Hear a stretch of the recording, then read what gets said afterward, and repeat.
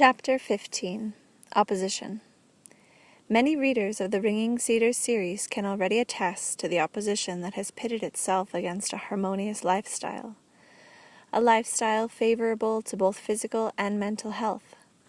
I have mentioned on a number of occasions having received communications regarding anti-Anastasia statements purporting to come from Russia's Orthodox Church, and that churchmen themselves apparently instigated the rumors now spreading among government departments to the effect that all the readers of the series are sectarians. At first, I found it hard to believe that such communications were serious, but shortly after, members of the Novosibirsk Readers Club told me church representatives had paid a visit to the local concert hall where a readers' conference was to take place, asking management to forbid the event. Then they showed me one of the Orthodox Church-related sites on the internet where a so-called doctor of theology was making all sorts of slurs against Anastasia, and the language he used could hardly be termed theological. My readers protested in an effort to show that Anastasia's ideas were indeed positive.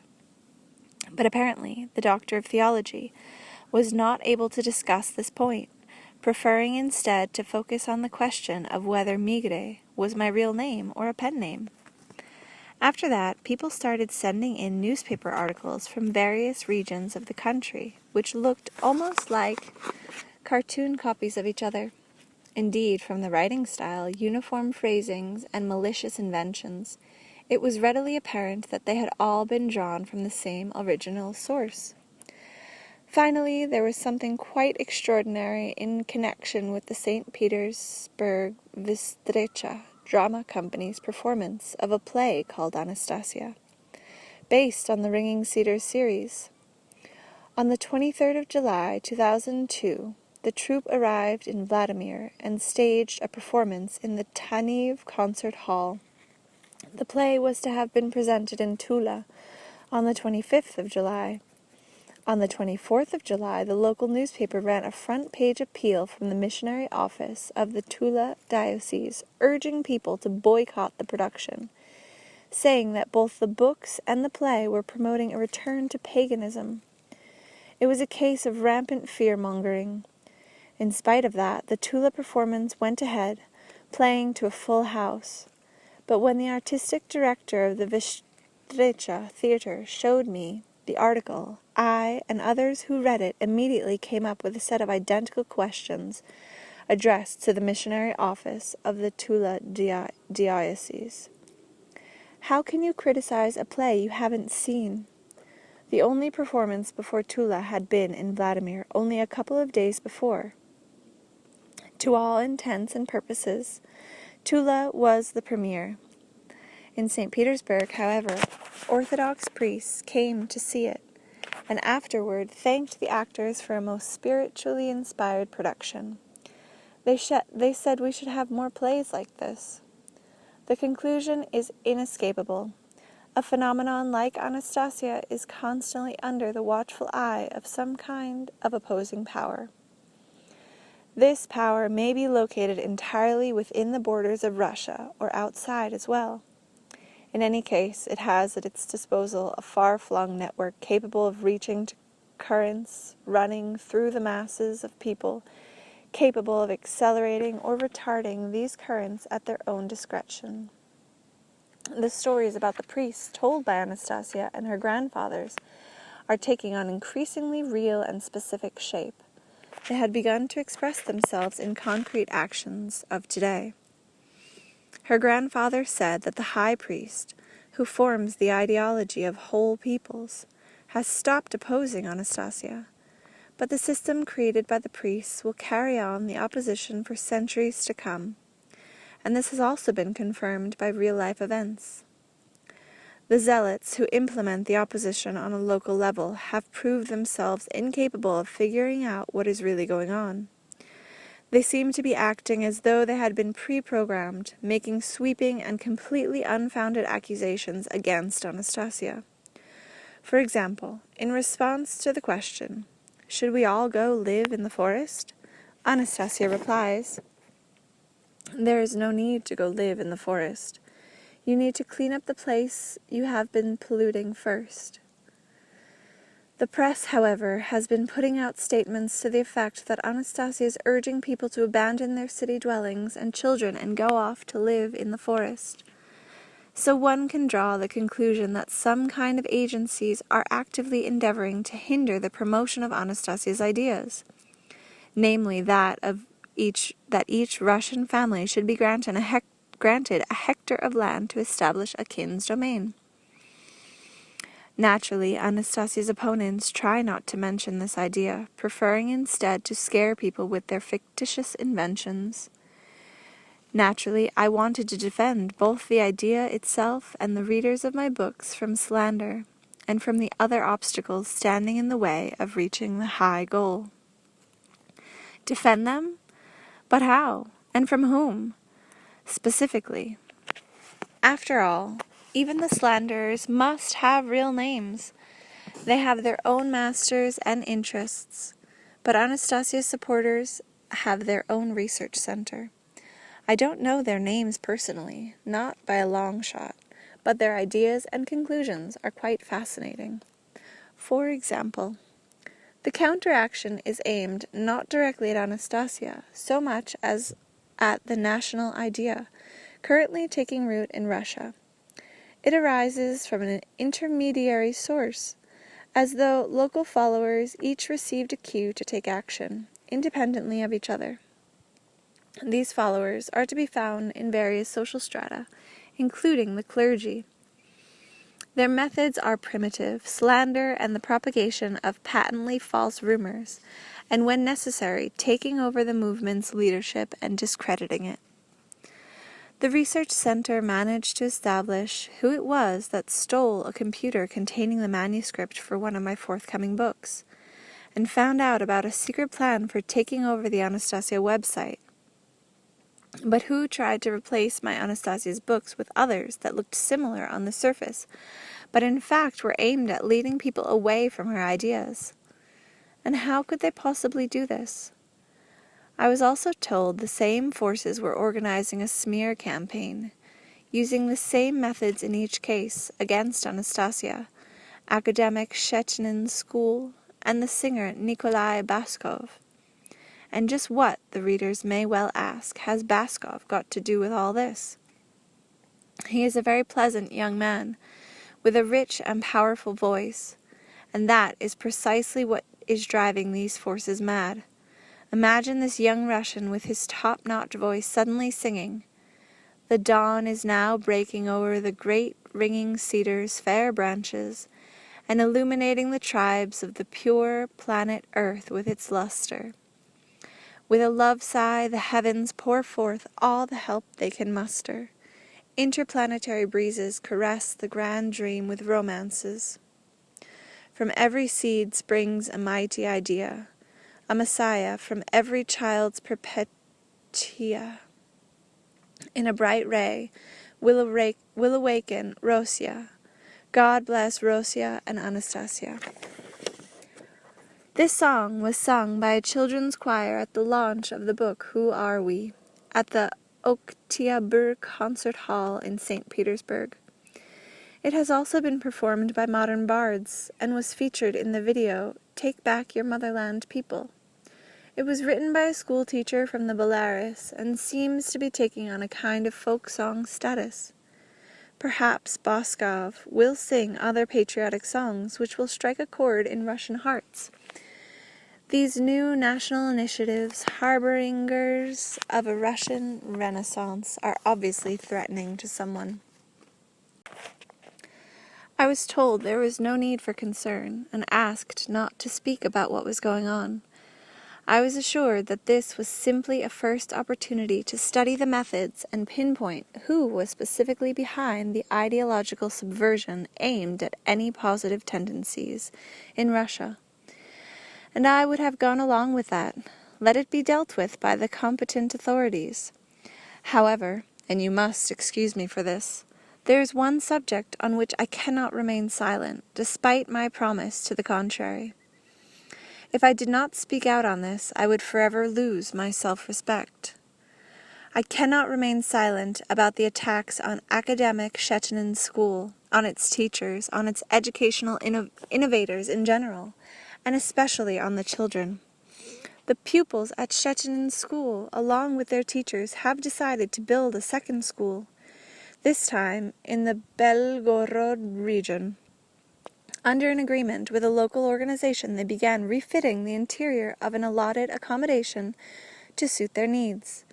Accustomed to hard work and experienced in design and construction, they quickly brought their task to completion. They wanted to afford other children, too, the opportunity to study in a real school. Only they were forced to abandon the premises they had just refitted. Why? Because their provocateurs were on the alert. From the same source that instigated the rumors about all the Anastasia readers being sectarians came exactly the same kind of accusations of Chechenin school being a totalitarian sect. As in the case of Anastasia, seemingly on cue, a number of Russia's so-called Orthodox priests began to confirm what had been said. Again, the same uniform phrasings, the sweeping accusations without any factual confirmation. According to a certain Father Alexei, the pupils at Chechenin school have absolutely no experience in handling money. That's a lie, chaps. They do experience. They do have experience. Only they are not fixated on money the way you are. At Chechenin school, they make use of sentencing circles, where the perpetrator appears in person in front of a whole group of people who are predisposed to react negatively toward him and express their censure. That's quite an accusation. But haven't Cossacks brought their own violators to sentencing circles? They have indeed, and not just to censor, but to punish with whips. And haven't our political parties, either communist or democratic, not used similar methods? Does not the Russian Orthodox Church summon its violators to a circle before defrocking them? The Church used to do worse than that. It used to burn them at the stake. And here we are simply talking about censor. Perhaps the writer who described this in a negative light had in mind a circle consisting of his own persona. But that would no longer be a circle, but real totalitarianism. Again, some articles complain that Chechenin school is protected by Cossacks and free access to its ground is not always permitted. But today, ladies and gentlemen, many schools are under security protection, and not only in our own country. Anyway, what business might you have at Chechenin school? Be God-fearing and take care of your own health. Aren't you the ones, after all, who are horrified at the fact that the pupils of this school don't drink or smoke, that they are constructing new school buildings themselves and are good students? You no doubt get a thrill of sublime pleasure when you find drugs and foul language in schools. I'm not going to list all the nonsensical drivel written about this marvelous school. The writers have come under condemnation, even from their colleagues. An article by Alexander Adamski is of particular interest. Here are some excerpts. On Saturday, the 1st of April, on the ATV Creativity Channel, they showed a pre-taped episode of the program, Press Club, devoted to what people refer to today as controversial press coverage, surrounding Mikhail Petrovich Chechenin's school near the village of Tekos in the province of Krasnodar. The press club producers decided to invite journalists writing on educational topics as well as educators themselves to discuss the whole question. Both professionally and from a global perspective, the unique character of Chechenin's system provokes controversy in modern educational circles. But there are what Alexander Radov terms educational killers, whose arguments vastly differ from those of people who question Chechenin's views on particular matters of substance. Such killers do not argue. Their aim is to destroy. As long as education has existed, as long as anyone can remember, right from the times of Socrates, up-and-coming philosopher-teachers have been censored and beaten down for confusing young minds and not teaching according to conventional norms. So yet another round of pogroms directed at Chechens is not coincidental. As Alexander Radov said during the press club discussion, even as in times past such attacks were organized by bureaucrats, today they are initiated by innocent-looking journalists. So it turns out that these nice boys and girls, faced with something that does not fit into, indeed, that is quite contrary to, their preconceived opinions as to what a school should be, what an educator should be, or how an educational system should be structured, find themselves quite incapable of accepting the existence of something their consciousness can neither fathom or even make room for. In other words, what I don't understand has no right to exist. Such is the killer's simply but deadly logic. What we have here is the old world flushing out the dregs to the bottom, on the bottom. The last clotted sediments of totalitarianism, which has been so aggressive and unshakable in its hatred toward anything unlike itself. The old world, where there is no room for tolerance, where children must fit into a uniform mold, and all teachers are obliged to teach one and the same thing. The opening remarks on the press club were telling. One of Chechen's attackers said there were grounds for censor, but first he wanted to hear the arguments for. Amazing how the old Stalinist logic survives. Anyone is obliged to defend himself to start with, and then the prosecutors decide the degree of the defendant's guilt. That he is guilty in the first place there is absolutely no doubt. The question is only how guilty he is and what degree the punishment should be. It is useless to argue with such accusers, and to mention them by name would only pay to their desire to be noticed, their desire for self-promotion and self-glorification, which is what they are really after. One must be extremely patient here, realizing that they are the mouthpiece for the old world of the obsolete, an outlet for gross ignorance and malice. In terms of the broader picture, they themselves are not to blame for anything, just as an infant is not to blame if he plays with matches and burns down his home. But what will become of the school? What will become of our educational future? As we see it, Chechen has made a tremendous educational discovery, which naturally has gone unnoticed by his prosecutors. He has come up with a totally new educational content. He has established a lifestyle pattern at his school, on his educational island, so to speak, in such a way that this lifestyle pattern has become its educational content. Of course, there is a syllabus. Of course, there are subjects. The kids study both mathematics and biology. But this is just the raw material, while the Teko's way of life has become the content. Building, construction, arranging for the provision of food, protecting one's living quarters, art, interpersonal communication. Moreover, everybody says that children are different, that they not only have different learning rhythms, but also different areas for the optimum development of their abilities. But so far, it is only Chechen that has managed to make so different children can learn entirely at their own individual pace. So a Chechen pupil may end up, for example, taking grade 9 physics at the same time as a post-secondary course in architecture. This is continuing education, in the true sense of the term. Who else has been able to accomplish this?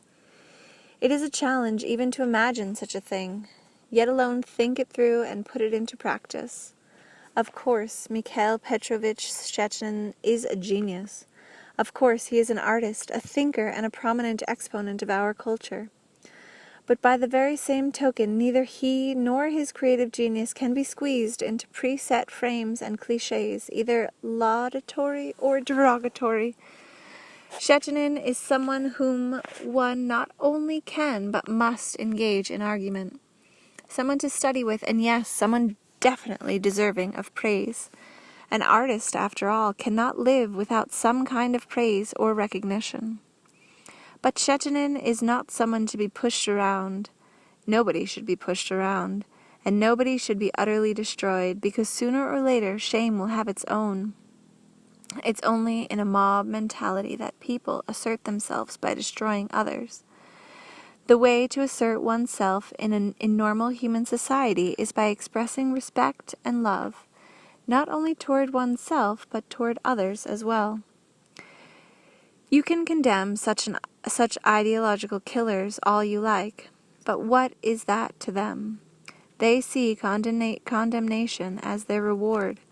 Their masters will make it all up to them, meaning that they will keep trying all the harder, and that they will always get away with it.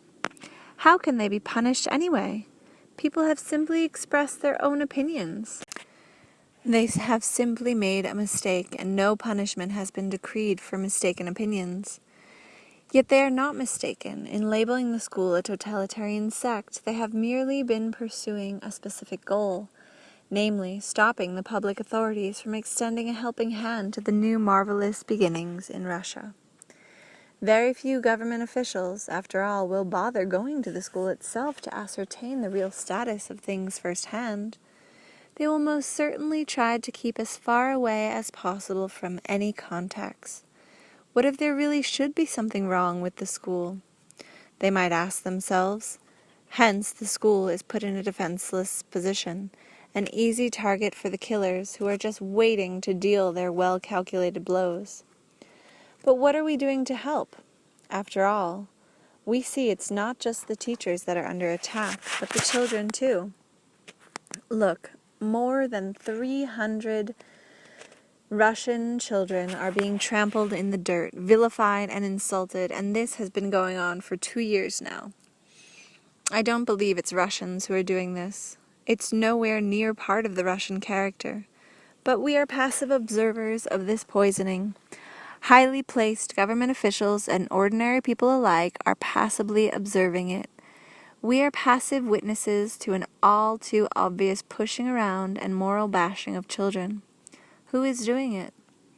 Maybe Russian special service officers can say. But God forbid we'll have to tell our grandchildren that we once lived in a time when academic Chechenin schools still existed. In Tekos, home to the 300 children who dreamt about a marvelous Russia. We ought to be able to tell our grandchildren living in their Russian domains that we were around when this school you are so happy to go to now got off the ground. We saw it through during this difficult time. And that will come later. But right now, Mikhail Petrovich's Tekos teachers, educational innovators, it is a challenge for you, of course, but you know very well that you cannot creep your way to the truth. And children too, children of the Tekos school, forgive me, young Russians, if I don't manage to do everything I'm supposed to. But I shall be able to. So will many other people. What's the weather like there at the moment? Nice and warm, eh? That's good if it's nice and warm. May the sun shine over you more often and warm up the dream within each of you. Hoping to get some advice on how to best proceed, I described the situation to Anastasia's grandfather. The elderly fellow stood there leaning on his walking stick or staff as he listened intently to what I had to say. After hearing me out, including my request for advice, the old fellow stood silent for a while. His facial expression betrayed intense thought. Finally, he lifted up his head and, squinting his eyes as though scanning space, began speaking. Neither my father nor I myself, not even the high priest, was able to guess how our granddaughter Anastasia would have any success in deciphering the secret of all secrets and answering the question as to why the earth has begun morphing itself into such a stinky mess. The tribulations of the flesh and the agitations of human soul are something man has brought upon himself. If Earth's earlier civilizations are supposed to be the smartest, why did they not preserve a happy lifestyle for their children? Everything today can at last be returned to the original world of God's creation. Nobody had any idea how to preserve it and avoid repeating mistakes of the past. And then, if you please, she created the unthinkable combination all by herself with her own thought and immediately translated it into reality. All questions will now be answered. Events that took millennia to unfold, Anastasia has compressed into a single age. She is repeating them. Now everyone can experience the history of Earth, the history of your country, for himself. They can evaluate, draw a conclusion, and write that conclusion down in their own book of kin. Man will be able to learn for himself with his feelings and his soul the events of a whole series of millennia. You see, just as Anastasia is now being denigrated, your ancestors were denigrated in the ancient rush as their culture was devastated. They accused the paganism of Vedism and ancient Rus of being frightfully barbaric and a cultural wasteland. How can you make people feel and fully appreciate what things were really like back then? All on her own, our granddaughter revealed the aspirations of our Russian ancestors and took upon herself the harsh blows of her attackers. Themselves the descendants of those who slandered our ancestors in front of their contemporaries, in front of their children and grandchildren. It is as though she were inviting everybody living on the earth today to choose themselves a role in a historical play, then act out this role and observe the situation from the sidelines. And even those who start observing the whole scenario as spectators will be playing the role of spectators and thereby experiencing and appreciating the events taking place. They themselves will be drawn into action.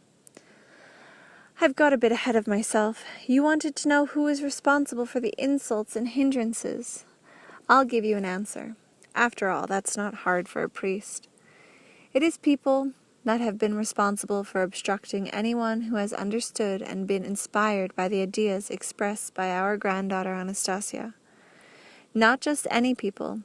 These people are biorobots controlled by a tiny sect which arose a long time ago and far away from Russia. But, I observed, one of the clippings I have of signed newspaper articles states that the missionary office of the Tula diocese has come out against Anastasia. I've read reports from people in various parts of the country on the unkindly attitude on the part of individual Christian congregations. Do they, too, include, as you say, biorobots controlled by some kind of sect? The human biorobots themselves are unaware of this control.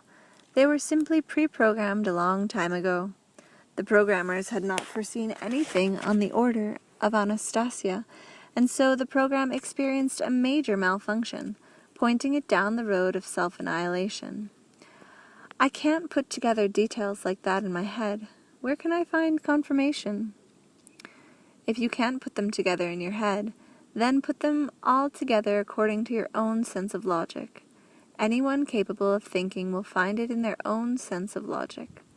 Put it together logically. Put it together logically? Yes, simple facts, everybody knows. Take a look and see how one can reason using only facts as a basis. How? First of all, get a clear determination for yourself of just what Anastasia recommended everyone should do. Well, I said, she recommended everyone obtain at least 1 hectare of land and set up a domain on it for their family and descendants. As she says, if every family creates this little corner of paradise for themselves, the whole earth will be transformed into a paradise. She also explained how to grow edible plants and counteract human diseases.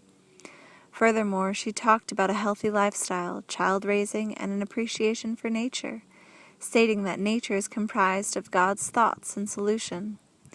In sum, she set up a model whereby Russia can become a flourishing land and home to happy families. In talking about kin's domain, Grandfather continued, Anastasia in fact revealed the greatest secrets of the divine being. She showed man the way back to paradise. This becomes clear if you gather all her sayings scattered over the various books together. She revealed a secret which the dark forces had kept concealed for thousands of years. These dark forces had destroyed everything that could have helped people learn about it. In the 2nd century, your so-called Common Era, the last book still written in runic characters, was destroyed. This book told about man's divine way of life. It talked too about the possibility of mastering the universe through the harmonious mastery first of a plot of one's family land, and then the planet called Earth as a whole. Man, who had mastered the Earth to perfection, was presented with the opportunity to master other planets in the universe, not technocratically, but psychotelepathically. But didn't any of the great wise men talk about the Earth the way she did, at least once? There is not a single treatise extant today, Vladimir, where you will find the discoveries Anastasia has made. Moreover, in the past 6,000 years, people have been deliberately led astray, led away from understanding the Earth. They have had all sorts of teachings thrown at them and told that that's where they'll find the truth. No sooner does man study one doctrine than he recognizes that there is no truth in it. He is presented with another to study, then a third, and so forth. So life goes on, and even upon reaching his deathbed, man still hasn't understood the essence of life. Yet man is still intuitively attracted to the Earth, to the great adventure of understanding it, realizing that this attraction of human souls could not simply be cut off at the roots. The power of darkness decided to cast a shadow over man's attraction to the Earth. In short, there have been a great many deceptions throughout the ages, but over the past 6,000 years, nobody has interacted with the Earth with conscious awareness. With conscious awareness? Is that what Anastasia recommends? Yes, that is what she recommends, and what people take from her sayings. Anastasia has turned human society as a whole onto a marvelous path, and nobody will now be able to stop her. After all, a whole lot of people are already carrying her dream in their hearts. But still, the hindering and slandering of both Anastasia and her readers has not stopped. If they only realized they can't stop her, they'd give up their slandering. At the moment, Vladimir, through the efforts of the slanderers, the high echelons of power are attempting to thwart the dawn of a new era here in Russia. In the near future, they will try to present the idea in a distorted form in some other country, and they will try to discredit the idea. Anastasia will be able to foresee all this ahead of time. Her course of action, carefully thought through in advance, impressed even the high priest. She realized that once she had revealed the essence of man and the earth, a lot of people would not be able to hold themselves back from direct interaction with the earth. Too hasty an action could be dangerous. After all, people would first need to create their space in their thoughts. In Russia, the slanderers are now trying to set up obstacles, but people are still not betraying their dream and are mentally creating their space without letting up. Of course, the system is strong, but you can't just go on accusing everyone indiscriminately. Church people are divided over Anastasia. I know, I said. I have met with a number of clerics who understand and support Anastasia.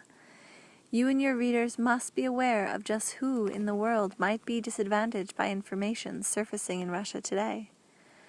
I would say there are many self-proclaimed developed nations that would not want to see another, even more developed country on the horizon. Yes, that is logical, but each country has a lot of people. What do you think? Are all of them up on what's happening here? Do they follow and analyze events taking place in Russia? Not all of them, of course, but there are certain interested parties. Who, for example?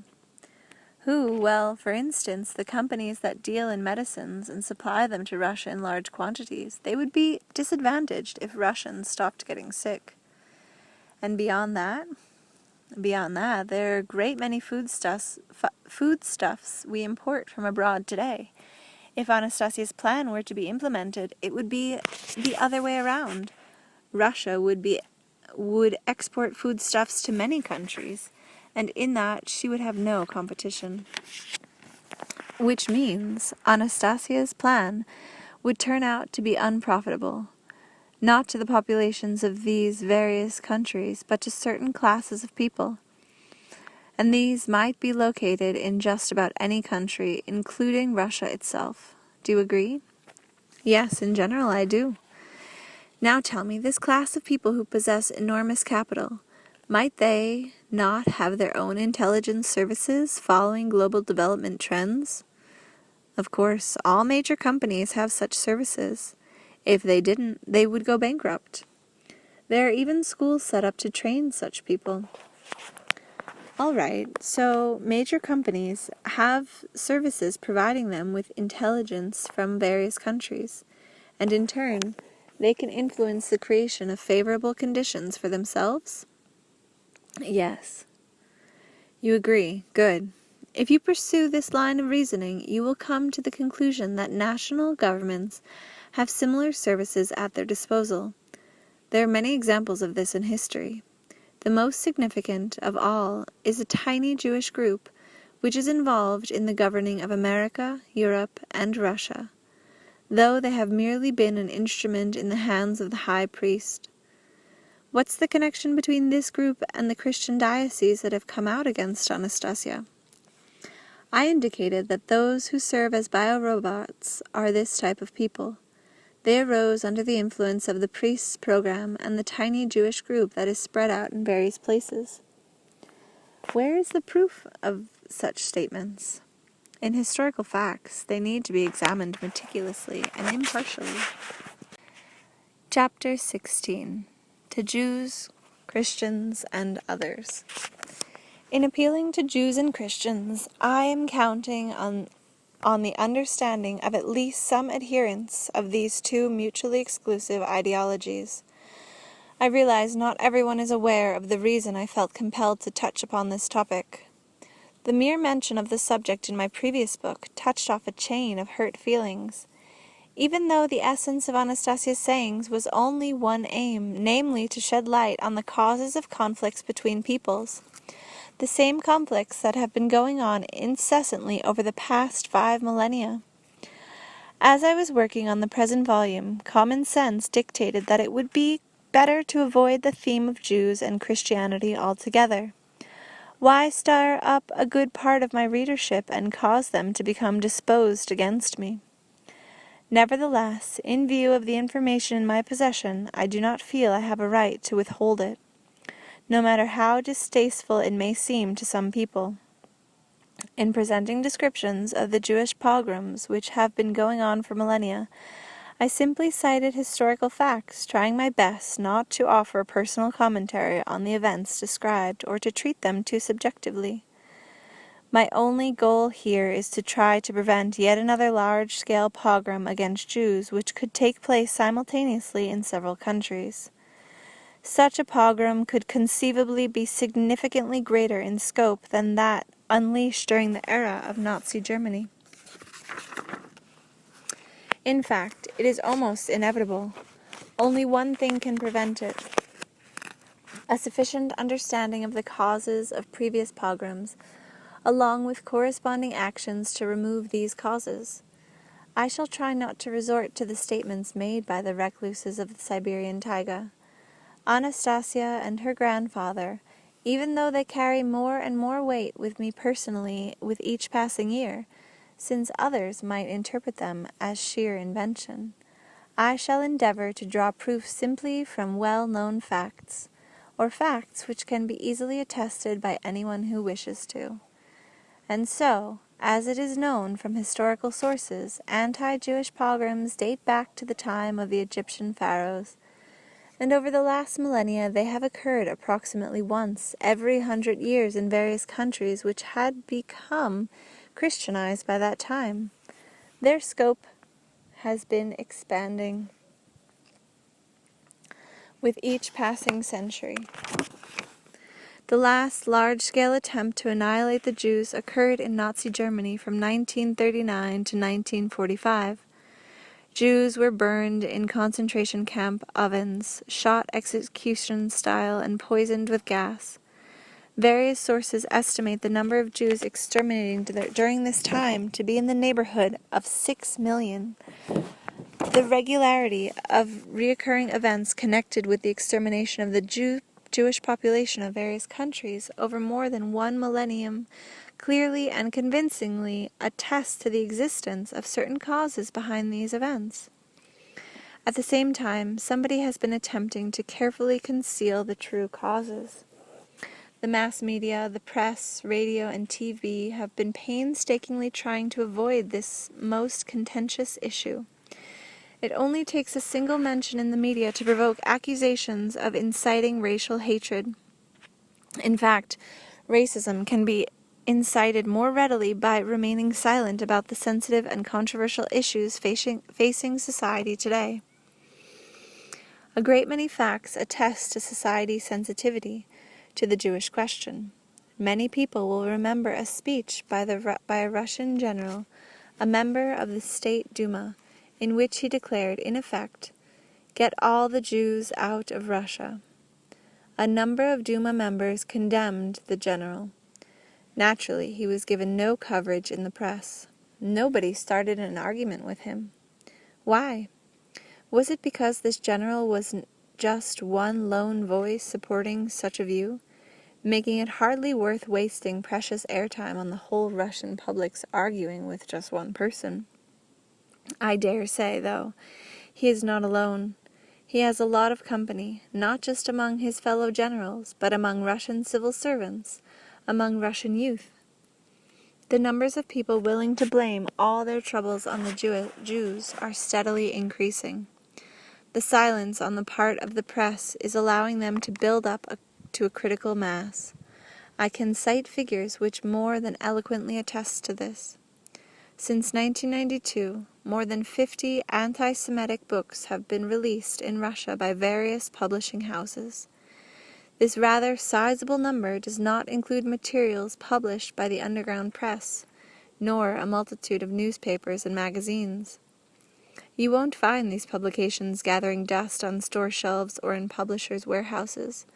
They are circulating from hand to hand. Many of them have been read so many times the covers are starting to fall off. These are publications in demand, and their readers tend to dismiss the absence of any discussion of the issue in the press by simply saying, "The whole press is in the hands of the Jews." Their arguments are so well developed that anyone without a thorough grounding in the subject will find it a challenge to counteract them. I was sitting in my train compartment on the way back to Moscow from St. Petersburg when in walked 2 men and a girl. The men wore dark-colored shirts and a wide army of officer belts. They looked very much as though they had been exhausted by some rather strenuous activity and immediately lay down on the upper bunks. I struck up a conversation with the girl, who, like the men, was dressed rather severely. It turned out they were on their way from a convention of, as she put it, the patriotic forces of Russia. "And what issues were discussed at your convention?" I asked her. "The struggle with the world Jewry," she replied proudly. "How can you, being here in Russia, struggle with someone who is, let's say, in Europe or America?" "We've got our supporters in Europe and in America too. We haven't contacted them all, but we know of many movements that share our views. Patriots in various countries are soon going to unite against world Jewry." The girl was talkative, chatting on audaciously. Either by instruction or at her own initiative, she was taking on the role of agitator for her, as she was convinced, patriotic movement. I asked the girl, "Tell me, have the Jews harmed you personally in any way?"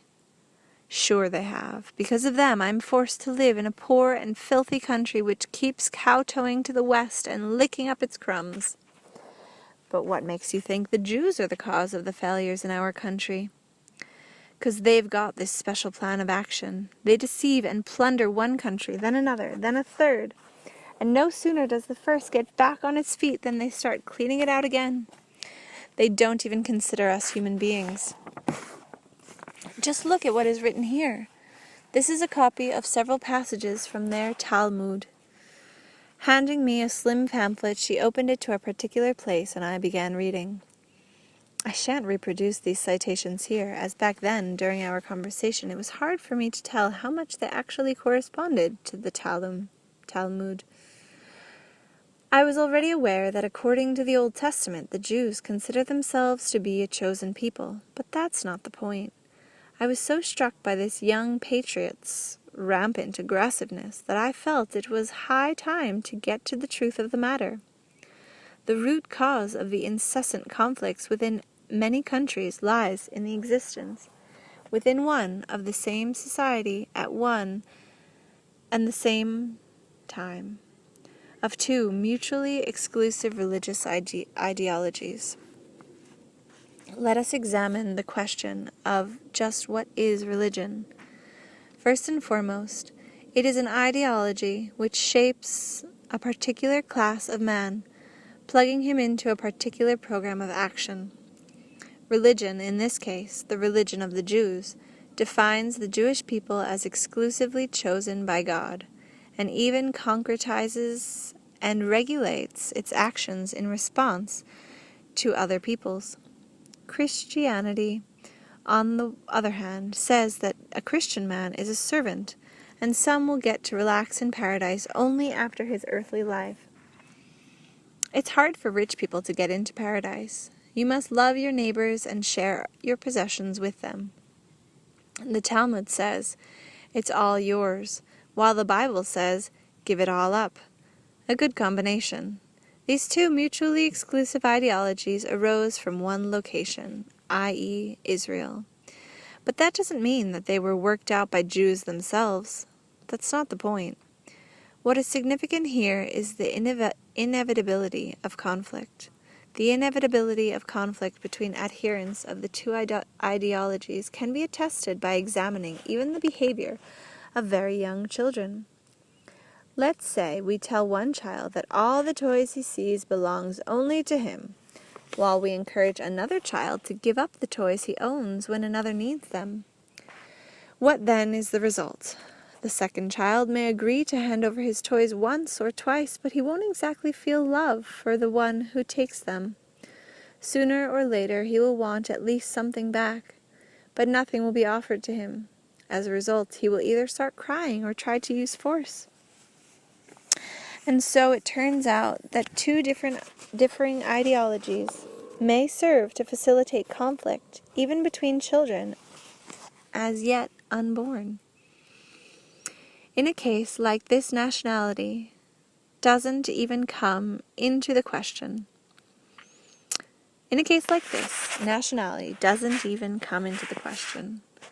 You could turn all the ethnic Jews into Christians and all the Slavic peoples into practicing Jews and still get the very same conflicts. It is not nationalities that are constantly warring with each other, but differing ideologies exploiting nationality for their own purposes. We have heard even very cultured and enlightened people warn us from time to time about the necessity of tolerant attitude toward different faiths. The State Duma has adopted a law punishing those inciting ethnic or religious hatred. On TV, we see leaders of different denominational groups getting together to participate in secular governmental receptions. It all gives the appearance of something good, proper, and normal, but it does absolutely nothing to reduce extremism. We still keep seeing placards with inflammatory slogans saying, "Kill them," and we still hear reports on people setting off explosions at non-profit organizations. So what's going on? It's all quite simple. The situation cannot be changed simply by eloquent words and appeals. To the contrary, such words only serve to conceal the real state of affairs and make it worse. It remains concealed, waiting for the 0 hour to explode and destroy the state. Let's show a tolerant attitude towards all faiths. Let's indeed. I myself, like many others, I think, have nothing against a tolerant attitude. But what then happens with all the faiths themselves? This is what happens.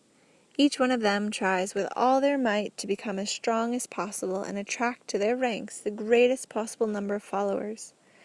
Finally, once they think they have achieved a sufficiently solid power base, two ideologies inevitably find themselves on a collision course, as is clearly confirmed by the history of incessant conflicts in the world.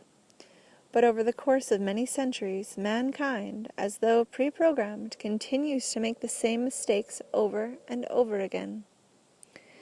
Did the priests know about this, the ones who created the two ideologies? Yes, they knew. How could they not know? These people who are capable of exercising a psychological influence on millions of people in various countries all over the world, capable of pre-programming human beings. Was their aim really to make the Jewish people happy by telling them they were chosen? History shows quite a different motivation. Over the centuries, the Jewish people have been used as a throwaway card, or scapegoat, serving as a shield to divert people's attention from those who are playing their own little game, using both Jews and Christians as pawns in a simple chess match. This kind of pre-programming causes only suffering to both parties. You can see for yourselves where all this is leading today. The world is witnessing an ever greater accumulation of aggressive energy. Conflict continues between Israel and Palestine. With their military technology and American support, Israel can occupy Palestinian land and subject the inhabitants to its own demands. But this is by no means favorable to the development of mutual respect between two neighboring peoples. Quite the opposite. The amount of aggressive energy directed at the Jews is sharply rising throughout the Muslim world. This energy will inevitably find its outlet, including incessant acts of terrorism on both Israel and American territory. But it is not just the Israeli-Palestinian conflict that is at play here. More and more inhabitants of our planet are realizing that the current path of development of our global civilization is heading for a dead end. People are being devoured by AIDS, drugs, crime, and technological disasters. The overwhelming majority of Earth's inhabitants are deprived of the opportunity to consume food that will not harm their health, to drink clean, uncontaminated water, and to breathe pure, unpolluted air. But what if these masses of people were to acquire information about the true cause of social and technological disasters? What if leaders appeared who could show them the true instigators of this depressing global situation and expose their game, their aims, their tricks? This, and this alone, is what the world ideologists are afraid of. It is for this reason, in an attempt to shield themselves from universal human outrage, that they keep tossing out again and again that time-tested card, namely the Jews. You bet, they're to blame for everything. Down with them. Angry masses launch attacks on Jews indiscriminately. That's what's been going on, over and over again, throughout the ages. They attack them, thinking they're getting rid of something evil, whereas all they're doing, in fact, is letting off steam. Chapter 17. Going deep into history.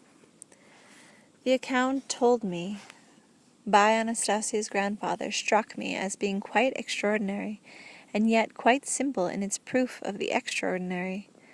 Subsequently, I began comparing his arguments with those from other sources, and was amazed at how closely the details coincided. These were facts which nudged logical thinking to certain conclusions, and now I shall try reconciling the conclusions drawn by Anastasia's grandfather with those of other sources. Back during the years 30 to 100 of our common era, small groups of believing Jews and dissidents living in Israel, Palestine, or other parts of the Roman Empire began to merge into an independent movement within Judaism. This resulted in the formation of small Christian community comprising people who earnestly believed in the pre-concept of Christ Jesus and his imminent resurrection, an account attested in the great number of historical monographs, including the Bible. In a word, there is no question that the mighty Christian doctrine began with the gathering of a small Jewish community. But now let us try to determine how the teachings of this small community suddenly found its way into not only the Roman Empire, but also the territories of present-day Europe and Russia. How did people in so many countries come to hear of it, given that so few people knew about it even in Israel itself? According to Anastasia's grandfather, the priests who controlled the Jews of that period realized that by tinkering with, or rather reworking the Christian teachings in a certain way, these teachings could shape a type of slave mentality, which would be very easy to control. This mentality is either partially or almost completely rules out independent logical thinking, and man begins to believe what he is told by the clergy or by someone else. More precisely, one ends up with a bio-robotic people subject to whatever programming has been instilled in them. A bio-robotic man is a man who consents not entirely of his own free will, of course, but under the influence of special occult programming to believe in an unreal world. And given that this unreal world has been constructed by someone for a specific purpose, this someone claims that he knows the laws of the unreal world and demands that man subject himself to them, whereas in fact he is subjecting the man personally to himself.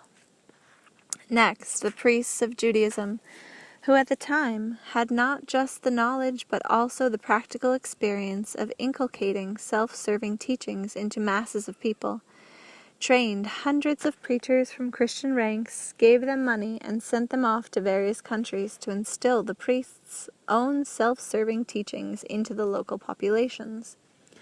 An incidental proof of this may be seen in the following. At the end of the 2nd century of our common era, a number of Jewish Christian communities suddenly launched a comprehensive missionary campaign in various countries. This campaign was preceded by a period of intensified evangelization, the publication and copying of the Christian Hebrew Bible. Everybody knows perfectly well that even today publishing books requires money. In ancient times, the production of each book required not just money, but big money. A goodly sum would have been needed, too, for travel to other countries. It was largely merchants or wealthy and prominent people who could afford such travel. So how could such an extravagant, large-scale operation be carried out by a community consisting mainly of rural residents? Of course, there must have been expert theoretical training and a considerable amount of financing involved. The attention the priests paid to these rural residents, together with their moral and financial support, served to turn ordinary peasant believers into fully fledged fanatics. Just picture to yourself a Hebrew villager who is suddenly told, "We see in you the makings of a great missionary and preacher. All you have to do is study up a bit. We'll give you money and you'll teach people only not here in our country. You'll be going to other countries." And so they studied up, got their money, and off they went, traveling to other lands. So what was the result? Any success? Not a bit. The Jewish preachers were rejected by the people in every country they went to. It was more than just a simple rejection. At first they were listened to, then asked to leave. The more obtrusive among them were beaten or had dogs set upon them. This is confirmed by many historical facts known from the Roman Empire of the period, where the major contingent of preachers was sent. Only significant results of this massive campaign was the organizing of a network of Christian communities in various parts of the Roman Empire. But there was no way they could shake the foundations of the traditional sects of the time. Ancient Rome was left just as pagan as in earlier times. These sects exerted no influence either on the political life of the empire or on the formation of the new type of man, the biorobotic slaves the priests had dreamt about. And the Roman emperors had absolutely no regard for this first wave of preachers. The Emperor Nero, who was generally tolerant of the various pagan beliefs on the whole, took a particular dislike to the Christians. Christians were expelled from the Roman territory by various emperors: Dionysius from 249 to 251, Diocles 284 to 285, and especially Galerius from 305 to 311, one of the leading prosecutors of the sect. It was not until the second wave came that the preachers had any success. Unlike their predecessors, preachers of the second wave were no fanatics. The priests prepared them in such a way that they could speak eloquently about their faith on the one hand, while on the other they had a knowledge of psychology and were capable of influencing a person by using his aspirations to achieve their own ends. The mission of the second wave of preachers was focused solely on the rulers, persuading them that their authority could be enhanced and perpetuated by the Christian faith, that it would make their state completely governable, controllable, and flourishing. It was to this end that certain dogmas were introduced as well, such as all power is of God, and the ruler is God's vicegerent on the earth. Confessions opened the door to controlling the thoughts, hopes, and actions of every citizen of a country. In a word, the preachers began persuading the rulers that the Christianization of a state would create the most favorable conditions for governing. And on the surface it did, but only on the surface. In falling into these traps, the rulers had no idea they were actually falling under the control of other powers. Christianity began noticeably consolidating its position in the Roman Empire beginning in 312 CE, when Emperor Constantine was persuaded how advantageous the presence of Christian churches within the state would be for him. He agreed to offer them patronage even while still maintaining the temples to the Roman gods. This led to a significant improvement in the position of Christianity within the Roman Empire, in an increase in its wealth, and successive generations of Christian archbishops, attaining a level of power rivaling that of the Roman senators. This phenomenon, along with many others to follow, attests to the fact that Christian teachings were unable to develop and exert any serious influence on society without the support of secular rulers. Christian leaders themselves were always among the pretenders to power. While the Roman Church continues to enjoy great power even today, the Roman Empire disappeared. A coincidence? An exception to the rule, or a predictable pattern? This question can be answered by examining the history of nation-states in the ensuing centuries right up to the present day. There is not a single state on our planet anybody could name on which began flourishing with the arrival of Christianity. On the other hand, one can name off a whole list of states which succumbed to the same sad fate as the Roman Empire. And one more interesting historical fact: in every single country where Christianity was officially adopted, it wasn't long before non-Christian Jews began to appear and start engaging in rather strange activities. They became wealthy with extraordinary ease. In every Christian country, they pursued their activities on such a large scale that they couldn't help but be noticed by both the citizenry and the governments of these countries. And when they reached a certain level in a particular land, the people started reacting violently toward them, and the government began expelling them abroad.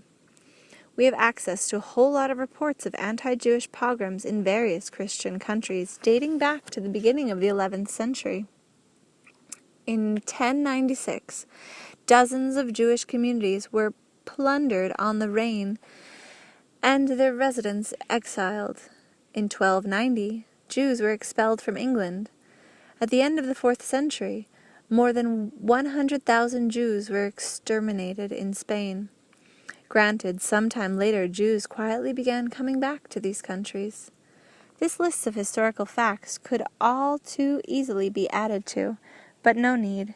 It is already absolutely clear that these situations, so similar to each other and constantly repeating themselves, over many centuries are the result of pre-programming. And since losses have been suffered by both members of the Christian world and the Jews themselves, there must be a third party involved which remains free from loss. For this third party, both types of man, the Christian and the Jew, are reduced to the status of mere biorobots, easily manipulable. Who is this third party?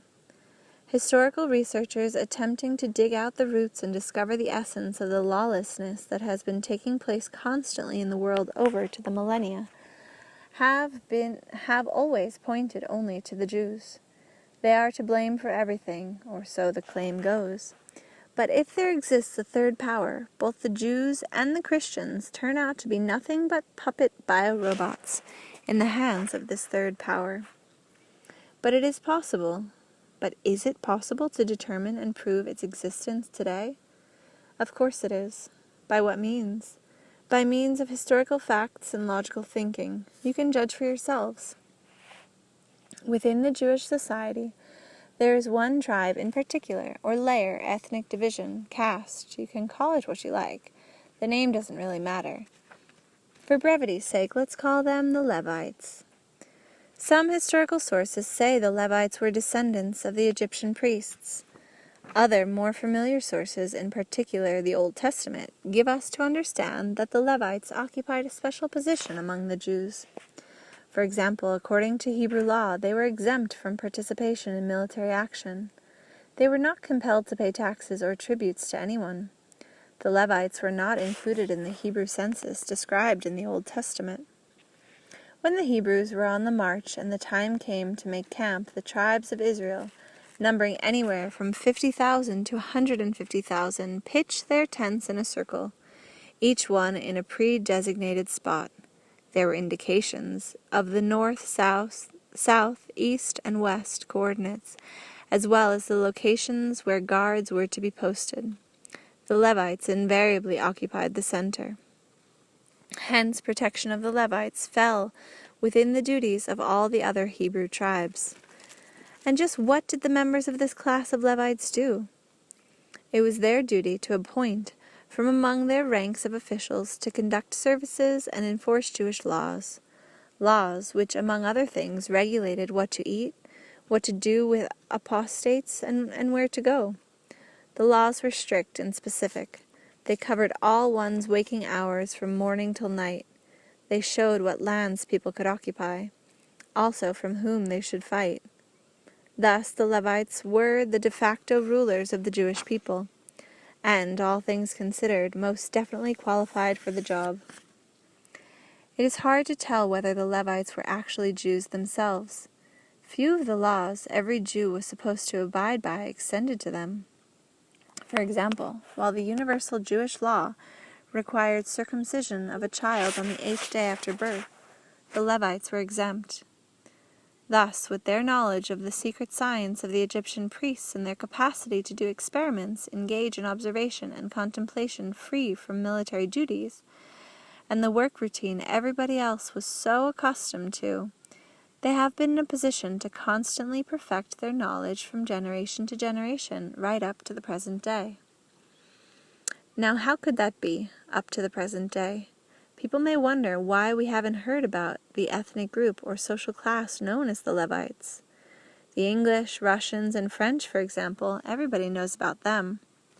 But why do so few people know about the most intelligent people of all, the Levites, especially since they're the ones governing everybody?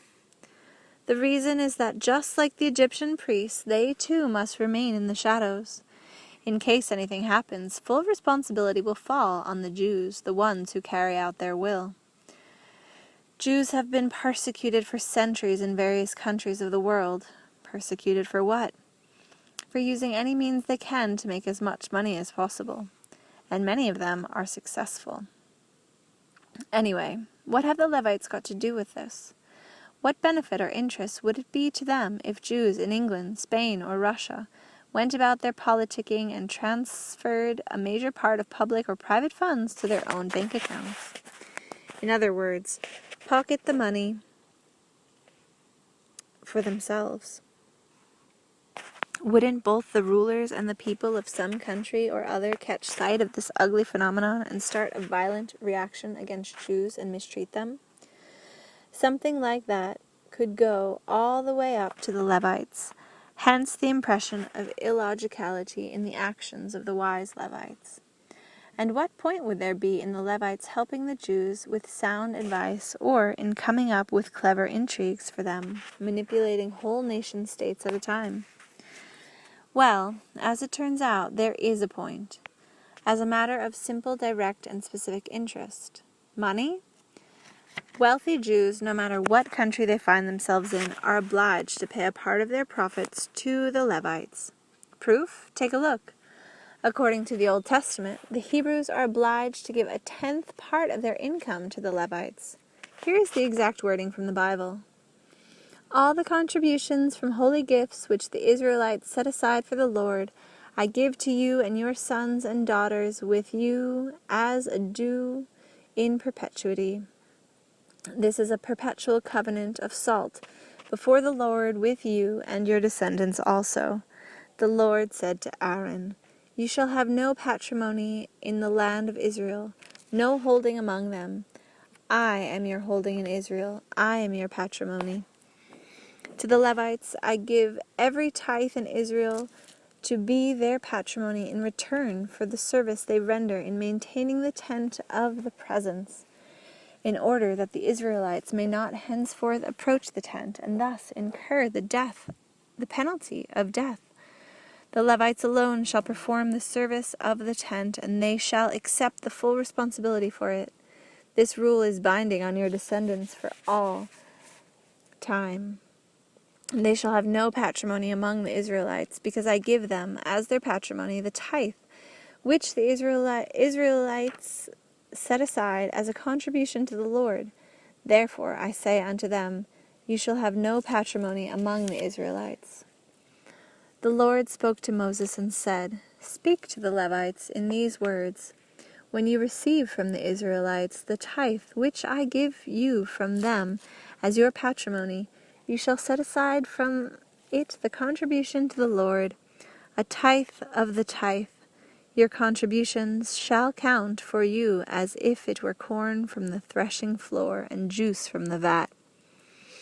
In this way you too shall set aside the contribution due to the Lord out of all the tithes which you receive from the Israelites, and shall give the Lord's contribution to Aaron the priest.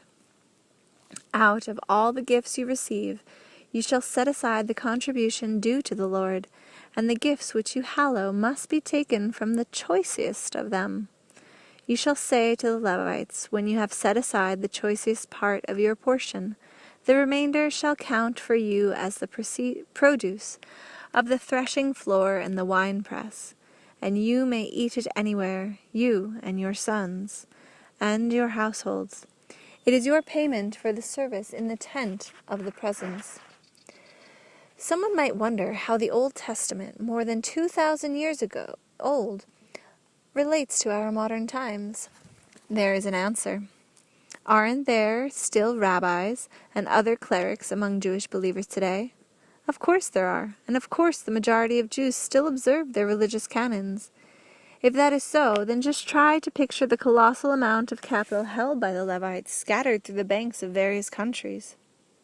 Besides that, they don't have to worry about maintaining or multiplying their capital.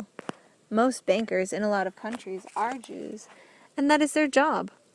Of course, at the right moment, the Levites can drop a hint as to where their capital should be invested. They can suggest which regimes, alliances, or groups opposing existing governments should be either supported or, alternatively, exterminated by financial intrigue. There might have been reason to doubt Anastasia's information on human society all over the globe being controlled just by a handful of priests. But now, after going through this chain of logic, there can no longer be any doubt for anyone still capable of logical thinking. I'm not talking about fanatics. The logic may be outlined as follows.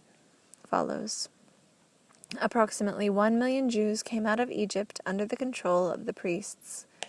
The priests' close assistants were the Levites, to whom they entrusted the task of shaping the Jews into a predetermined type of individual man. To this end, they created an ideological religion, which set up a series of rituals along with a unique way of life. The Levites managed to carry out their appointed task. The ideology created several thousand years ago still weighs on the Jews even today. It is what distinguishes them from the host of other nationalities living on the earth. One of the basic tenets of this ideology is the declaration that, of all the national groups populating the earth, God selected the Jews alone as his chosen people. So this ideology still exists today. The Jews still exist today, and the conflicts continue, and many people know about them. But where are the Levites? Do we ever hear much about them? Hardly at all. And therein lies their subtlety, or their wisdom. You can call it what you like, but they exist. Now picture to yourself a rather small group of people living on this earth, who possess a greater degree of esoteric knowledge than anyone else, a group that has, over the millennia, been constantly adding to their experience of practical influence over the masses of humanity. Is there any body that can be compared with them? Say, some sort of state-sponsored institute set up to study issues of national development or the formation of ideologies? This is not possible for a variety of reasons, including the following. The Levites have been passing their esoteric knowledge down to their heirs over the generations, and are continuing to do so today. Modern science rejects esoteric knowledge, and therefore does not consider it a serious object for research, to say the least. This absurd situation did not come about haphazardly, but why is it absurd? Judge for yourself. On the one hand, the state accords official recognition to a number of religions, and they too are quite esoteric. The state even sets up favorable conditions for their financial support. Yet the state does not make any provisions for scientific study of esoteric tendencies. This means, in effect, that within the territory of the state there are legalized structures capable of influencing the mentality of its citizenry. But the secular government has only the foggiest idea of what this influence consists of in actual practice. So, in the end, who is controlling whom? Secondly, not only the government, but all its thinking citizens should try to learn the lessons of history. History makes a very good school of life, but for this one has to know one's history. Those who rule the world know it perfectly well.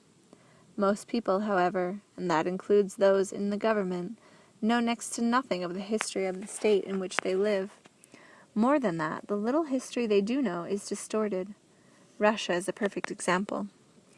It wasn't that long ago that we heard in our schools and colleges, in art and especially literature, just about everywhere in fact, how terrible life was for our grandmothers and grandfathers in Tsarist Russia. For most of us, this belief was a sacred cow. For most of us, it went beyond, far beyond, a belief. People made such a fuss over those that delivered us from the terror of Tsarism. For many people, the commissars in their leather jackets were heroes, while the symbol of reactionary extremism became the priesthood. And then, all at once, before our very eyes, note, not over 2 or 3 generations or centuries, but right before our eyes, history changed. The commissars, in their leather jackets, it turned out, were scoundrels subjecting the people to genocide. And after Tsarism, we lived in the most terrible and totalitarian state in the world. And again, the majority of the people believed it. And once more, the majority made a fuss over those who had delivered them from the yoke of a totalitarian state. I am not about to say which of these regimes is better or the worse. But it seems that we should all ponder this phenomenon of change, something amounting to a whole sea change in our consciousness over an extremely brief period of time. We should ponder the question of why it changed so radically. Did the changes take place all by themselves or under somebody's manipulation? Here, too, it is not difficult to guess. For a long time now, it has been all too easy to manipulate our consciousness. And this is what is still going on today. We are like guinea pigs in somebody's hands. It is only the masters of manipulation that are competing amongst themselves. It is they who render us incapable of perceiving historical reality. But let us try to discern what this reality, in fact, is all about. Let us try to determine historical reality not on the basis of somebody's words, but out of our own power of reasoning. Note how every day on the TV, program after program keeps showing us firsthand how husbands subtly betray their wives and vice versa. We are constantly being called upon to pay attention to scores of non-existent problems. But God forbid any serious issue will be raised by our politicians, journalists, or writers. Such an issue makes a brief appearance, only to be immediately lost in the daily soup of gossip, violent TV series, psychotropic advertising, and mudslinging. What we need is a thoughtful analysis of what's been going on, a critical analysis of the status of life on our planet today, and the working out of a plan for the future. We need a new ideology, an ideology that won't cause the world's people to come to blows with each other, but will actually unite them. But repeating 1,000 times how necessary it is to do this, even shouting it 1,000 times, won't make it happen. Even if we were to gather all the leading scholars of the world and sit them down together to work out this new ideology, again nothing would come of it, only an unending argument. If science were capable of working out such an ideology, it would have come up with it and put it into practice long ago, at least in some country or other. Anastasia. It doesn't matter anymore who she is. That's not the point. In the face of this ongoing lawlessness, Anastasia has given to the world the idea of family domains. Now it is becoming abundantly clear that in very simple terms, she has outlined a philosophy, a new ideology, which has remained and still remains unshaken in human hearts ever since the creation of the world. Kings and paupers, Christians and Jews, Muslims and Shintoists, Russians, Chinese, and Americans have always found the greatest grace and solace for their souls in the bosom of divine nature. Anastasia's philosophy is the philosophy of uniting mankind not with words, but through concrete action, by merging the interests of different peoples of the world. Experience has shown that it is accepted by people of different nationalities, including Jews, and I have documented proof of this. And I invite Jewish analysts, Christians, and ideologues of patriotic movements to examine her ideas and philosophical aspirations. My invitation extends to leaders and followers of any religious denomination, either large or small. The very act of examination is a creative process in itself, which can lead to a union of opposites, to a conjoint creation and joy for all from its contemplation, as God Himself wanted. Chapter 18. Take down Jesus Christ from the cross. I'll say this right off. One must be careful not to confuse the teachings of Jesus Christ, the selfless deeds of Russian church elders, with the occult set of rituals we are confronted with today. It is quite possible for the most beautiful teachings to be neutralized by occult devices. As you must realize yourself, Christ Jesus has nothing to do with them. Moreover, He Himself continues to hang on the cross to this day. Thanks to the efforts of the occultists and our own ignorance, I have deliberately devoted a number of chapters to the power of the energy of human thought, through which people are able to create images. If this is understandable, then tell me, which is the clearest image of Christ Jesus prevailing in your thought, in the thoughts of the majority of believers? A straw poll points to a crucifix, the image of Jesus Christ crucified on the cross. You will find crucifixes in every Catholic and Orthodox church. Who thought up an occult device like this? And for what purpose? Did Christ Jesus himself want this particular image to be front and center, predominating over all the others? Of course not. But we, yes we, continue to project the image of the crucifixion. Note, not the resurrection, but the crucifixion, through the power of our own thoughts. And the image we kiss is not of the resurrection, but of the crucifixion. And that is how we still keep him on the cross. This simple occult device uses the energy of collective human thought in shaping an image. And Jesus Christ will remain hanging on the cross until we realize this and take him down from it with our thoughts, until we stop giving in to occult machinations. Right from the start, in shaping the various religions, the priests tried to imbue them with their occult rituals and teachings. Any religion, even the very brightest one which summons people to kindness and noble deeds, if interwoven with the priest's nuances, can be a powerful device in their hands. This device has enabled them to subjugate whole entire nations and set them at odds with each other, to the point of utter self-annihilation. That's the way it has been and still is today.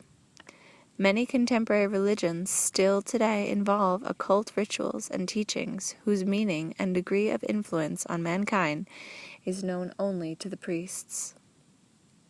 The projection of Jesus Christ's crucifixion by a great many people's thoughts is due to a particular occult ritual, but the people themselves involved in this projection, or rather their souls, will be crucified over and over again as long as they project this image.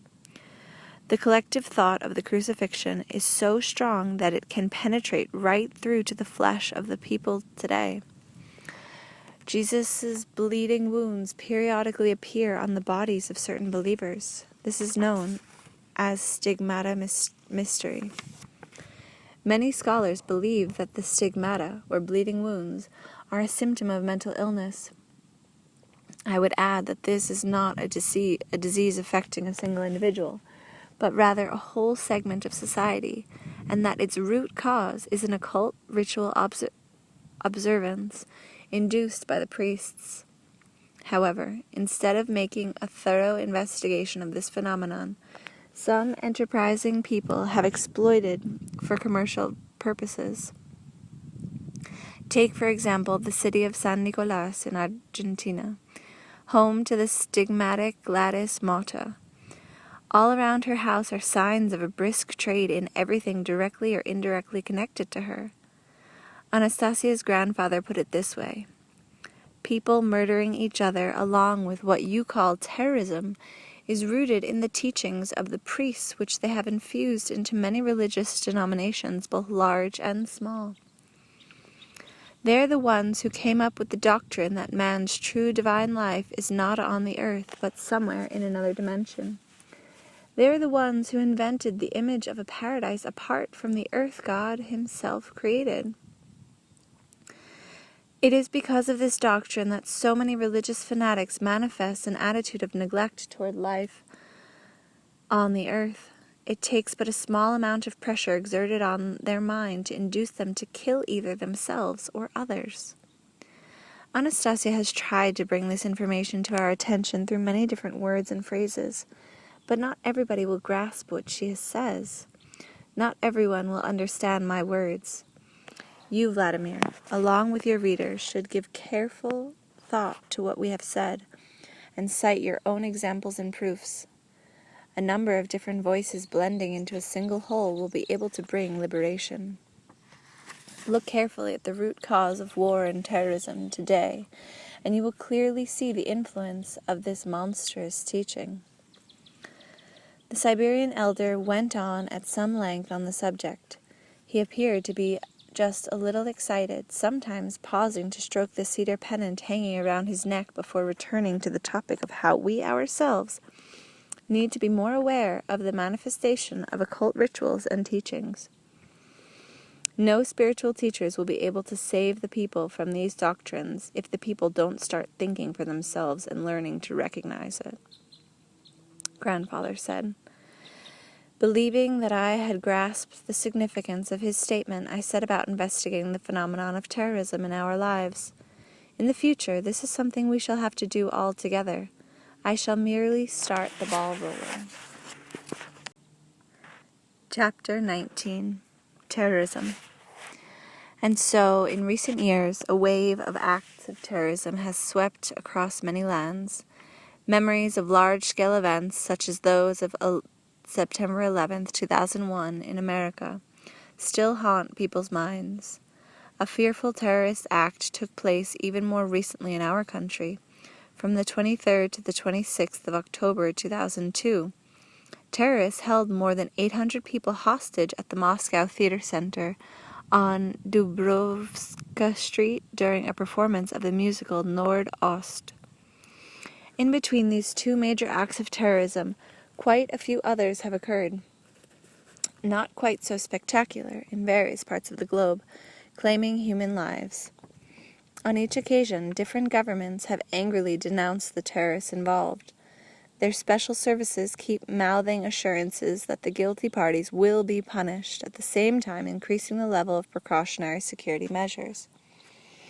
An international coalition to combat terrorism is already at work. Even today, however, the problem shows no signs of letting up. Quite to the contrary, it is taking on ever greater proportions and becoming increasingly refined in its methods. It is hard to escape the impression that someone has been making masterful ploys to keep leading both governments and their special services down the wrong path. The true source and chief organizer of many of the world's terrorist acts came in for a brief mention not too long ago in Russia. During the October 2002 hostage crisis, the major TV networks featured a whole host of interviews and commentaries. This included statements from the Emergency Response Headquarters presented by the Deputy Minister of International Affairs, among others. This trim, gray-haired man spoke tersely, almost in military fashion. His speech included no hesitation sounds like,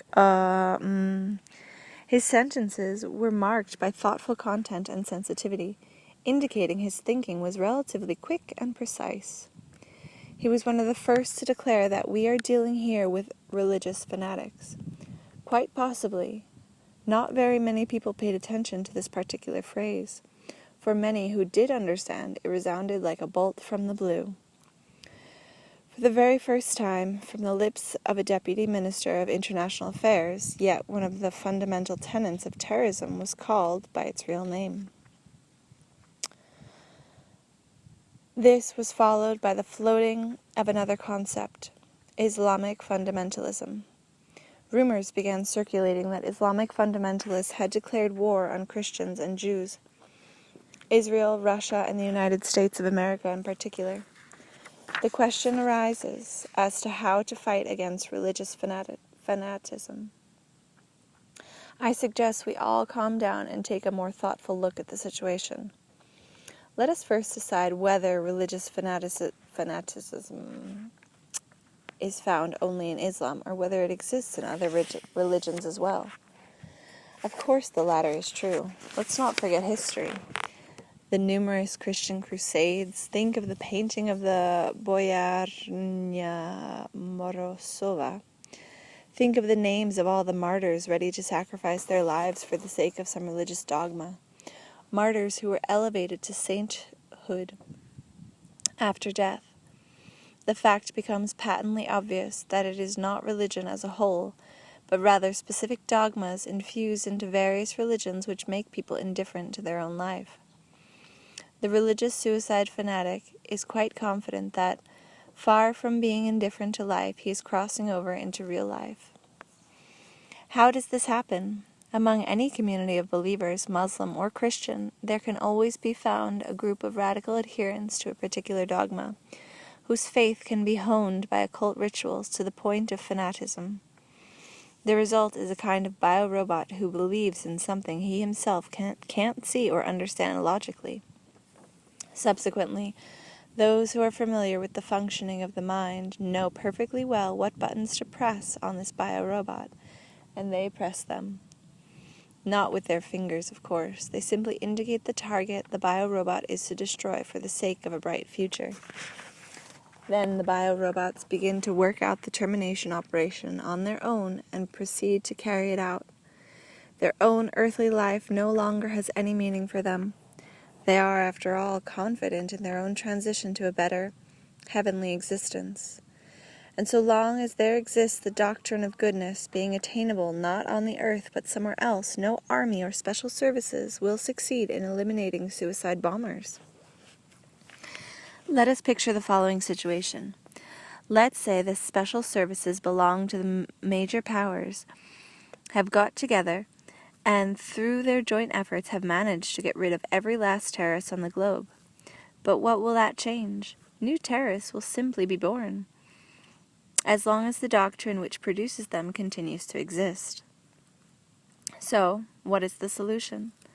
Of course, one cannot do without traditional precautionary measures, but along with these, it is essential to understand how dangerous the doctrine is and to eliminate it before it produces more and more suicide bombers. Understanding. That is the most important thing today. Otherwise, the struggle against terrorism will simply turn out to be a joke. Picture the following situation. A religious fanatic, a suicide bomber, seizes an airplane and aims at some significant target in a major populated area.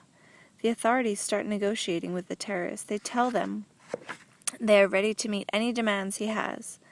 But what these negotiators do not realize that the religious fanatic's real goal is not the satisfaction of his demands. His aim is to die and assure himself entry into the non-earthly paradise he has imagined for himself.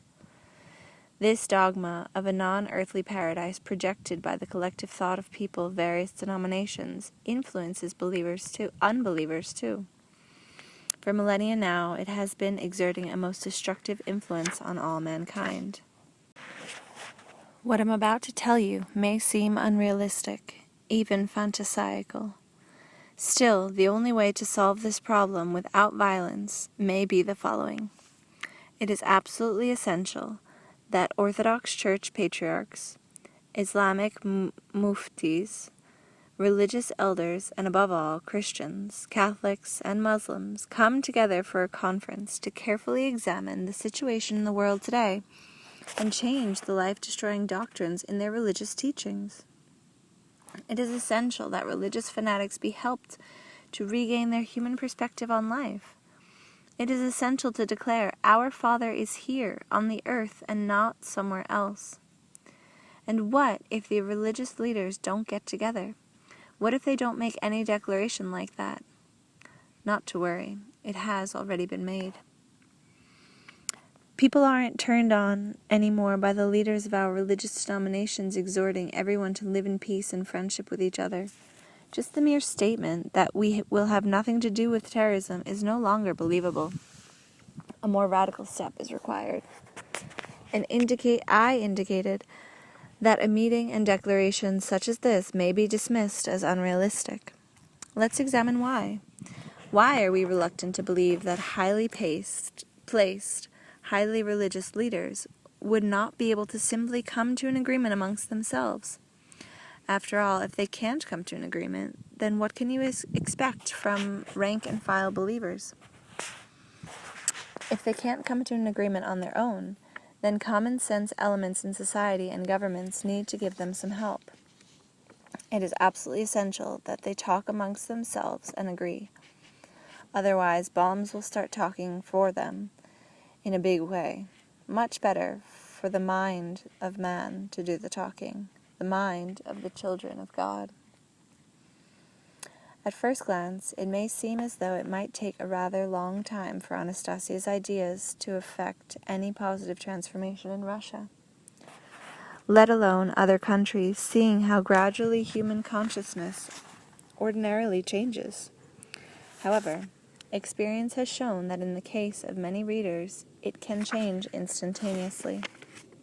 Let's look at what might happen in Chechnya if the Russian government, the State Duma, had adopted a law granting every willing family a hectare of land on which to establish a domain of their own, along the lines recommended by Anastasia.